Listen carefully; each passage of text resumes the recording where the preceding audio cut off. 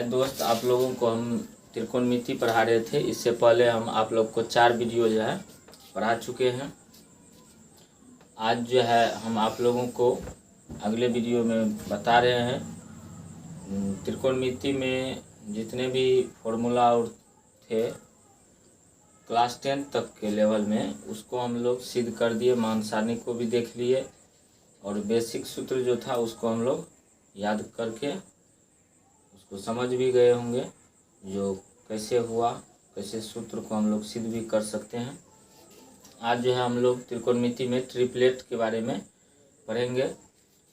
Triplet क्या होता है और जो है इस पे जो है जितने भी सवाल किए उस पे जो है बेसिक में कुछ जो हम लोग सवाल को हल करेंगे, आप लोगों से प्रैक्टिस करवाएंगे सवाल को बनाने के लिए। तो चलिए हम आप लोगों को पहले जो है कुछ 1-2 सवाल इस बोर्ड पे देख के आप लोगों को प्रैक्टिस करवा देते हैं। तो इसमें सबसे पहले हम लोग बेसिक, पूरे बेसिक से जो है हम लोग पढ़ना है। तो मान लीजिए इसमें साइन थीटा इक्वल टू कोई भी चीज़ मान लेते हैं 4/5 मान लीजिए 4/5 साइन थीटा बराबर 4/5 है। तो इससे आपको ये दे दिया जाएगा और इससे आपको कहेगा 10 का मान निकाल लीजिए। 10 बराबर क्या होगा, 10 थीटा बराबर क्या होगा, ये चीज़ पूछ दिया जाएगा। तो ये कैसे निकालेंगे ये हम आप लोग को बता रहे हैं। साइन थीटा बराबर 4/5 है। तो साइन थीटा बराबर क्या होता है, लंब बटे कर्ण। ये कितना हो गया, पी, लंब हो गया पी, एच हो गया कर्ण। तो पी का मान कितना हो गया 4, एच का मान कितना हो गया 5। 10 थीटा बराबर होता है लंब बटे आधार, P/B। इसका मतलब पी का मान तो मालूम है 4, पी का मान कितना है 4 दिया है। बी का मान नहीं दिया हुआ इसमें, तो बी का मान हमको निकालना है। तो बी का मान हम लोग कैसे निकालेंगे, बी कौन सी है, आधार है। तो बी इक्वल टू हो जाएगा h² माइनस P², यानी कि कर्ण स्क्वायर माइनस लंब स्क्वायर, आधार बराबर होता है। यहाँ स्क्वायर नहीं दिए तो इधर जो है रूट हो जाएगा, क्या होगा रूट। तो h का मान है 5, तो यहाँ 5 का स्क्वायर हो जाएगा। p का मान है 4, तो यहाँ 4 का स्क्वायर हो जाएगा। 5 का स्क्वायर हो जाता है 5 6 25, 4 का स्क्वायर 16। तो 25 में से 16 का कितना हो गया 9, 9 का वर्गमूल 3 हो जाएगा। अब यहाँ 9 का वर्गमूल हम लोग प्लस माइनस, 9 का वर्गमूल होता है प्लस माइनस 3, लेकिन यहाँ पर हम प्लस ही लेंगे क्योंकि लंबाई कभी भी निगेटिव नहीं होता है। जैसे मान लीजिए यह कोई समकोण त्रिभुज है, कौन सा त्रिभुज है, समकोण त्रिभुज है। ये ए है, ये बी है, ये सी है। तो इसमें जो है हमको कर्ण है 5 दिया हुआ है, लंब इसको अगर हम थीटा मान ले तो इसके अनुसार 4 लंब हो जाएगा, आधार ये हो जाएगा। तो आधार कितना हो जाएगा 3। तो ये आधार कौन सी है, लंबाई है। तो लंबाई जो है हम लोग निगेटिव नहीं, किसी भी चीज़ को नापते हैं तो हम लोग 0 से आगे ही नापेंगे, माइनस में हम लोग नहीं नापते हैं। जैसे कपड़ा ही लेना है 1 मीटर तो हम बोलते हैं 1 मीटर, आधा मीटर, 1 सेंटीमीटर, 2 सेंटीमीटर, कभी भी हम लोग ऐसे नहीं बोलते -5 मीटर कपड़ा चाहिए, मतलब लंबाई नेगेटिव नहीं होता। तो यहाँ जो है इसीलिए हम b बराबर प्लस में 3 लिए, b बराबर -3 नहीं लिए। लेकिन वर्गमूल जो होता है वो प्लस माइनस 3 दोनों होता है, लेकिन यहाँ प्लस में लेने का रीज़न यही है जो लंबाई नेगेटिव नहीं होता है, इसीलिए इसको प्लस में लिया। ये भी बात समझने वाला। तो अब यहाँ से हमको आधार, लंब और कर्ण मिल गया। अब हमको 10 थीटा बराबर मान पूछेगा तो P/B होता है, लंब बटा आधार होता है। अब यहाँ हम लिख देंगे 10 थीटा बराबर लंब बटा आधार। तो लंब कितना है, इस थीटा के अनुसार लंब है 4, तो 4 दे दिए, आधार कितना है 3, तो 3 लिख दिए। इस तरह से जो है हम लोग मान निकाल सकते हैं। इसी में आप लोग को और भी कुछ भी दे सकता है 10 के अलावा। आप लोग को मान लीजिए कॉस दे देता, कॉस थीटा का मान कितना होगा, तो कॉस का मान क्या हो जाएगा, आधार बटा कर्ण। कॉस थीटा बराबर सूत्र होता है आधार बटा कर्ण। तो आधार है 3, कर्ण है 5, तो आधार हो गया 3, कर्ण हो गया 5। ठीक है। अब हम अगर इस चीज़ में आप लोग को सेक थीटा का मान करेंगे तो इसको उल्टा देंगे, कॉट का मान करेगा तो इसका उल्टा देंगे, क्योंकि कॉस थीटा का उल्टा होता है सेक थीटा, तो सेक थीटा कॉस का उल्टा होता है तो ई भी मान उलट जाएगा 5/3। और टेन का उल्टा कॉट होता है तो कॉट थीटा का मान भी उलट जाएगा 3/4 हो जाएगा। इस तरह से sine theta sine equal to 4/5 दे ले हैं। यहाँ कोसेक थीटा अगर कहेगा कोसेक थीटा बराबर क्या होगा, इसी मान को उल्टा देंगे 5/4, नीचे को ऊपर ऊपर को नीचे कर देंगे 5/4 कर देंगे। कोसेक थीटा का मान 5/4। अगर एक ठो का मान दे लेगा, इसमें दो गो चीज दे लेगा, साइन कर्न, मतलब दो मान दिया रहेगा, एक मान हम लोग निकाल सकते हैं। चाहे वह लंब आधार दिया रहेगा तो कर्ण निकाल लेंगे, कर्ण आधार दे देगा तो लंब निकाल लेंगे। अगर लंब और कर्ण देला है तो आधार निकाल के हम लोग इस तरह इसका मान निकाल लेंगे। ठीक है। अब इसी में जो है आप लोग को दूसरा टाइप का सवाल पूछता है, ये समझने के लिए बेसिक है, कंपटीशन और में ये पूछता नहीं है, बहुत इजी हो गया। तो आप लोग को एक और दूसरा पूछता है, इसको अगर हम थीटा माने, इसको मान लीजिए अल्फा मान लेते हैं, इस एंगल को अल्फा, इसको थीटा मान लेते। इसमें अगर आपको sine theta plus cos theta, अगर आप लोगों को साइन थीटा इक्वल टू 4/5 इसी आकृति में देगा, ठीक, लेकिन ई दे दिया, इसका जो है मान कहेगा निकालने के लिए साइन थीटा प्लस यहाँ कोस अल्फा देते, sine theta plus cos alpha का मान निकालना। इसी आकृति में अगर आपको लंब दिया है 4, कर्ण दिया है 5, ठीक, तो आधार कितना है 3, तो इस आकृति में आपको कहेगा sine theta plus cos alpha का मान निकालने के लिए। तो साइन थीटा बराबर थीटा, यहाँ जो है एंगल क्यों चेंज किए, यहाँ थीटा इसको अल्फा क्यों दिए, ये बात को समझने के लिए जो जिस थीटा के सामने वाला जो भुजा होता है वो लंब होता है, यहाँ तो थीटा ई भी है और कोस अल्फा है, इसके अनुसार लंब ये हो जाएगा, आधार ये हो जाएगा। इस चीज़ को समझने के लिए कहने का मतलब ये हुआ, जो लंब और आधार चेंज हो जाएगा, कर्ण चेंज नहीं होता है। तो साइन थीटा इक्वल टू हो जाएगा लंब बटा कर्ण, कॉस थीटा बराबर हो जाता है आधार बटा कर्ण। तो लंब ये थीटा है तो थीटा के अनुसार, यहाँ थीटा, यहाँ कौन सी थीटा है तो थीटा के अनुसार लंब ये हो गया, तो लंब की जगह 4 दे दिए। कर्ण तो चेंज नहीं होगा, कर्ण 5 है तो 5 रहेगा, प्लस आधार कितना है 3, तो आधार 3 है इसके अनुसार। अब यहाँ अल्फा है तो अल्फा के सामने में तो ये लंब हो गया, तो ये आधार हुआ नहीं, क्योंकि यहाँ जो एंगल है वो अल्फा है, यहाँ अल्फा के अनुसार लंब ये हो जाएगा, तो आधार क्या होगा 4 हो गया।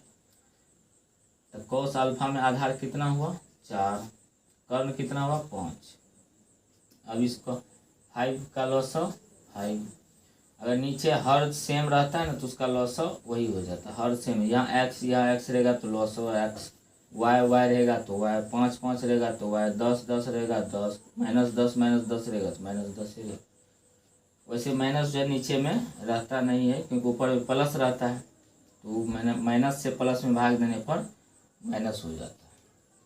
अगर मान लीजिए कोई जो है 4/-5 है, ठीक, इसको हम लोग ऐसे भी लिख सकते हैं -4/5, तो ये दोनों सेम ही एक ही है, इसमें कोई चेंजिंग नहीं है।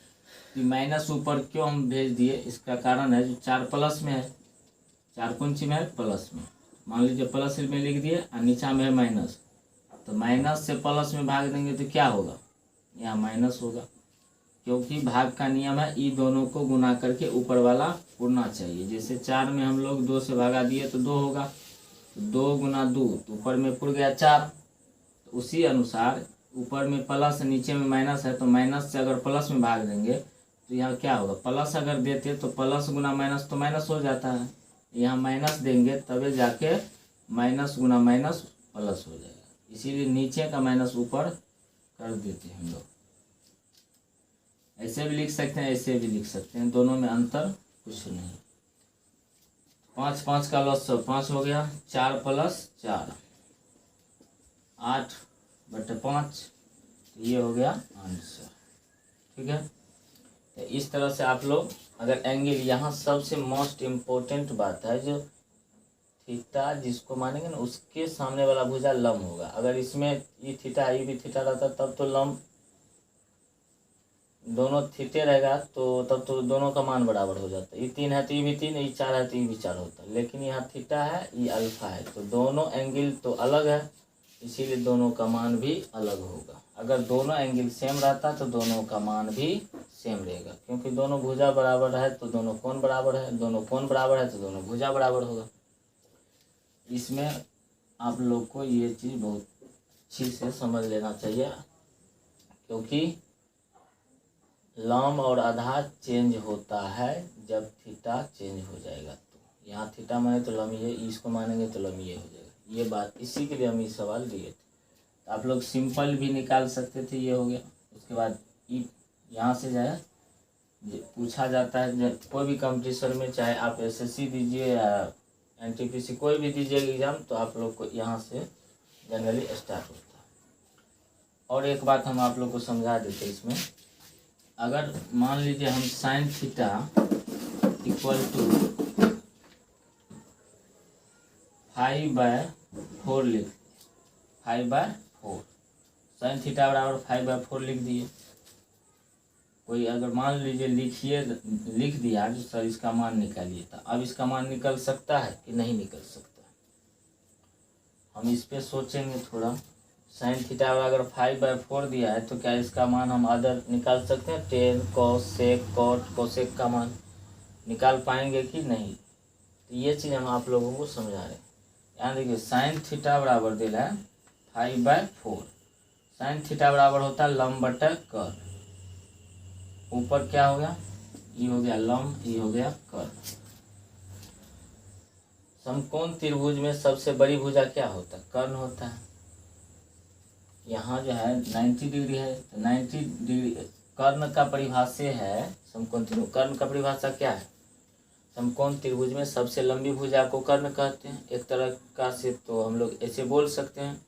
दूसरा तरीका है 90 डिग्री के सामने वाली भुजा को कर्ण कहते हैं। तो 90 डिग्री के सामने वाली भुजा जो होगा वो कर्ण होगा। तो समकोण त्रिभुज में हमेशा कर्ण बड़ा होता है। तो यहाँ जो है sin थीटा बराबर लंब बटा कर्ण है, लेकिन कर्ण का मान यहाँ 4 है और लंब का मान 5 दे रहे। तो ये क्या किया? गलत कर दिया। तो ये मान नहीं हो सकता, क्योंकि कभी भी कर्ण लंब और आधार से छोटा हो ही नहीं सकता, क्योंकि sin थीटा बराबर होता है लंब बटा कर्ण। यहाँ लंब का मान 5 दे दिया, कर्ण का मान 4 दिया। तो इस बात को भी हम लोग देखेंगे। जो ऐसा नहीं कुछ दे दिया cos थीटा बराबर 6/3 या 6 मान लीजिए 5 दे दे, 5 cos, ये भी गलत है क्योंकि आधार बटा कर्ण।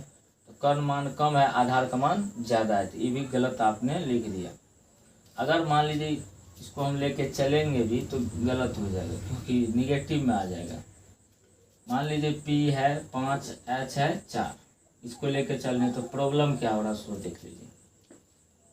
हमको आधार चाहिए B, तो B बराबर होता है √H² - P²।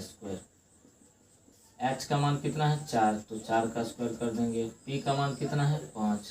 पहले हम बता दिए ये जो है गलत है, क्योंकि कर्ण सबसे बड़ा होना चाहिए, जबकि इसमें है ही नहीं। तो ये बात से भी अवगत हम लोग चेक भी कर सकते हैं। अगर किसी गणित में से मिस्टेक से दे दिया जाए तो हम समझ सकते हैं ये सवाल गलत दे दिया है, मिसप्रिंट है। इस चीज़ समझने के लिए हम आप लोग को ही बता दें।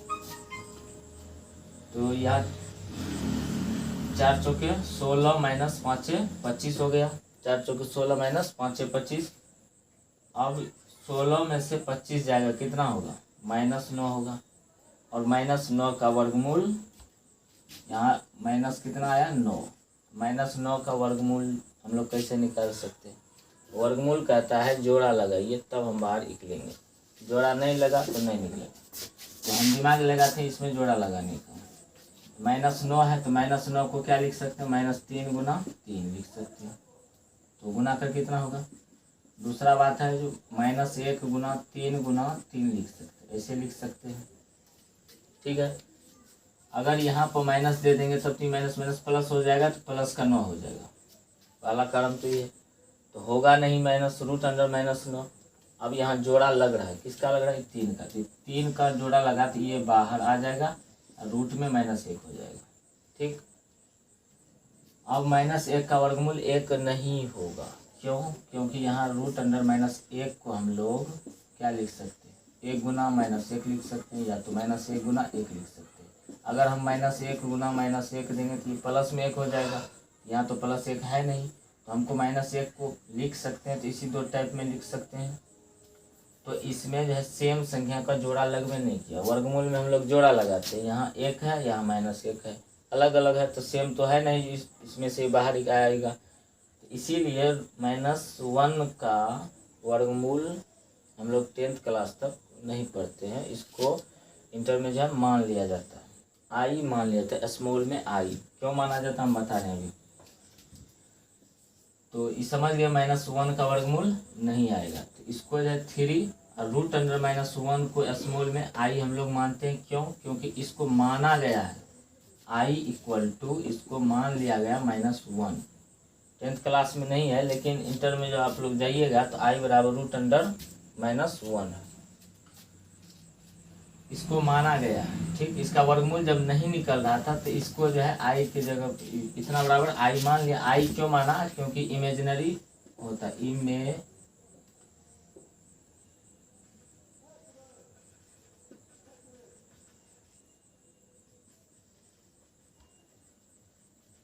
इसका इंग्लिश जो होता है वो इमेजिनरी नंबर होता है।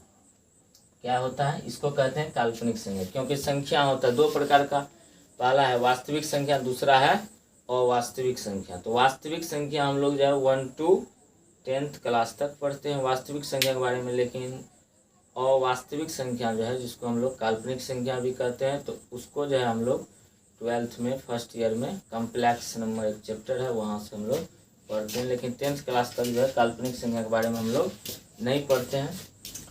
तो काल्पनिक संख्या को हम लोग मतलब संख्या 2 प्रकार हो गया, वास्तविक और काल्पनिक। तो काल्पनिक को हम लोग आई से, स्मॉल आई से सूचित करते हैं। काल्पनिक संख्या का इंग्लिश होता है इमेजिनरी नंबर। पहला लेटर आई आया, इसीलिए आई से हम लोग इसको सूचित कर दिए। तो यहाँ हम लोग क्या था, यहाँ तो ई वास्तविक था, ई भी वास्तविक संख्या था। काल्पनिक संख्या किसको कहेंगे? रूट के।